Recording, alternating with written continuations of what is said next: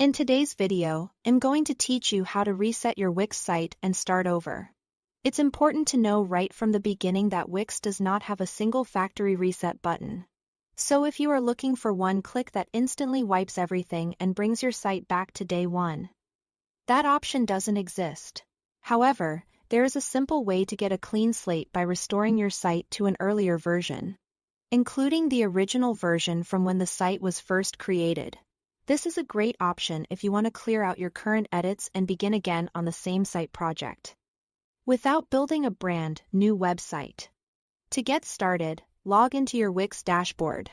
Make sure you are accessing the correct site before making any changes, especially if you manage more than one website in your account. Once you are inside the dashboard, look over to the menu on the left-hand side and click Settings. Then go to Website Settings. When the Website Settings page opens, scroll all the way down to the bottom. Near the end of the page, you'll find the Site History option. Click that, then select the option to restore versions and go to Site History. This area lets you view previous saved versions of your site, which is helpful if you want to return to an older layout or undo major changes. Inside Site History, you will see a timeline on the left side.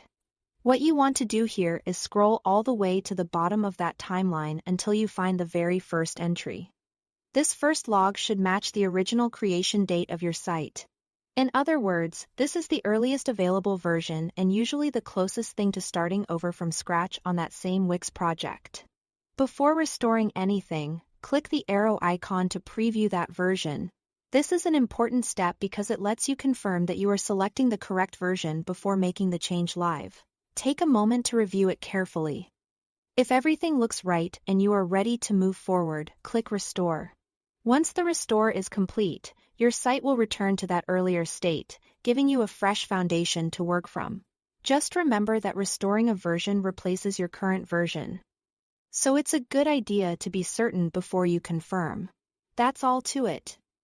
Thanks for watching.